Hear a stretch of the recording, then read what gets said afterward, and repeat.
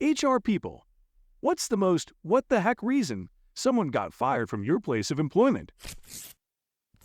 Story 1. Obligatory, not HR, but some dude got fired for poor performance. He had just gotten a new laptop, which was on his desk, and happened to have his old laptop still, which was kind of junky and sitting at his house. So dude got a woman he knew who still worked there to go to the office the next day, which was a Saturday, and swap his old laptop for his brand new laptop. The office building had security cameras in the lobby, and you had to scan to get on the elevators and at the main doors to our offices on our floors. So when IT went to secure the laptop on Monday, realized it was not the new laptop they were expecting, remembered it being there on Friday because they checked after firing the guy. Well, it took 3 minutes to put everything together. So Numbnuts not only got himself fired with his dumpy performance, he also got his friend fired for stealing his laptop. And yes, they made him give the laptop back. Story 2. Had a coworker, we'll call him Larry, and he's from an Eastern European ex-superpower. Larry was a real piece of work, would come in with chains, crazy bling rings and jewelry, fancy man hat, and the works. Well, one day I'm sick, and when I come back the next day I hear someone had said something awfully misogynistic in the team group chat, but it's since been deleted. A few more days go by, and as I'm walking to the bathroom, I run into Larry, who is wearing his general jet-up of ridiculous attire. I tell him, "Good morning, Larry," and he responds with, "Hey, my name, get lost." Realizing he's joking around, I tell him, "Well, your shoes look like crap." He's wearing one bright neon green sneaker and one bright neon pink sneaker. They did in fact look like crap. A few days go by and I get called into HR for insulting a coworker's clothing. Nothing came of that, but it was odd.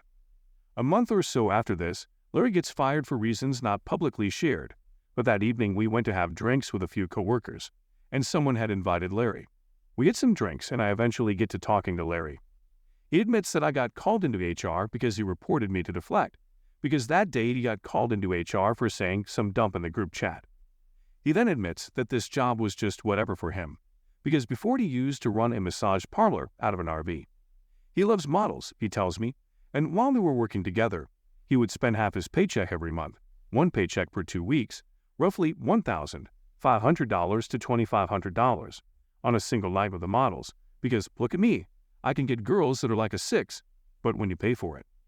Then he kept saying how much he would love to get with our Spanish coworker, continuously calling her Vilma. That was not her name. It wasn't close, but did start with V. I asked him what he was going to do now that he's out of a job, to which he replied that, "Well, I can't stay at my apartment. I just got in a fist fight with my landlord." After probing that story, it turns out his landlord is a woman, a veteran, and he instigated the fight by punching her in the face. He also mentioned he couldn't go back to his home country, because he is a deserter from the Army, as he joined and deserted shortly before taking this job in the U.S. Not sure where Larry is now, but he was crazy. Story 3. This was back in 2014. I worked at a call center in San Diego. A bunch of new temp hires just finished their mandatory 2-week training and was starting their first real day on the job. Mixed group of folks. One of them was a roughly 24-year-old man who had no previous job experience. We sat in an open floor plan call center, meaning no cubicles, with people sitting next to you, behind you, and in front of you. Well, a woman on the team who sat next to this guy asked management to move her. Didn't really explain why, other than she just wanted to be placed somewhere else. They moved her next to me, and we quickly became work buddies. I left shortly after as I had found better employment. Well, guess what? She calls me one morning cracking up, because the guy was arrested at the job that morning. Literally like 10 minutes into his shift, the police were there. Turns out IT has been documenting the amount of inappropriate videos he's been watching on computers, downloaded gigs, and even steal a couple times at work. Story 4. Am HR person, and I could write a book on the topic, but there are 2 that stick out in my mind. First was a case of exploitation where a male employee, standing next to another male employee, beckoned a female employee to come over to him by doing the come hither motion with his hand/finger. When she came over, he said to her, at full volume, "Wow, if I can get you to come over here with one finger, imagine what I could do with 2. Second was a case where the only cash register at a location was stuck shut. One employee took it upon himself to take a hammer and beat the shit out of the register until it opened, breaking it, and then proceeded to take all the money out of it. All of this was on video, by the way. When confronted with this, his defense was, "I thought if I got it open, I could keep the money despite no one saying anything remotely close to that. Story 5. Not HR and no longer with the company, but one woman was fired after accusing another employee of stealing her meds. She posted it on Facebook and tagged the store manager. Whole-ass investigation went off. Thing is, she had a habit of forgetting she took her meds. And when the manager went to check things out, he found a few pills that had fallen out of her bag under the lockers. So he was pissed she accused someone so publicly. And B, that our porter didn't clean under the lockers. She was escorted off the premises by LP. They got involved because of the very public nature of her accusations. Story 6. We had an employee who got fired for spending hours each day on a dating app, using the company computer. IT found out because of all the messages being sent during work hours. It wasn't the best use of company time, to say the least. Story 7. Not in HR, but an infamous story from my first call center job. One of the workforce supervisors was at the company holiday party and got really drunk. He had a history of alcohol issues. He started to act out and began to hit on another supervisor's wife loudly. Eventually, that supervisor, who was his friend, and who was known for being very large and strong, basically put him in a gentle bear hug to try to physically remove him from the situation/room and avoid any more embarrassment/awkwardness. The drunk workforce supervisor wiggled free and went under a long table where some of the food was set up. He crawled under the whole length of the table, barking like a dog, and then came out from under the table and bit one of the HR generalists on her leg. This workforce supervisor was hired on at my new company a few years later and was horrified that I was there from our old employer and begged me not to tell anyone what had happened. He had gotten himself cleaned up, fortunately. Story 8. Not in HR, but my friend told me about a guy at her job who was let go for using the company bathroom to meditate. He'd lock himself in there for hours, and when people complained, he said he was centering his energy.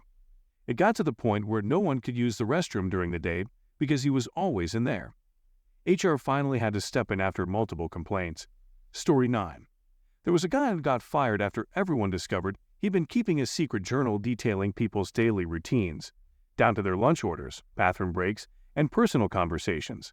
He had pages of notes on coworkers, which made everyone incredibly uncomfortable.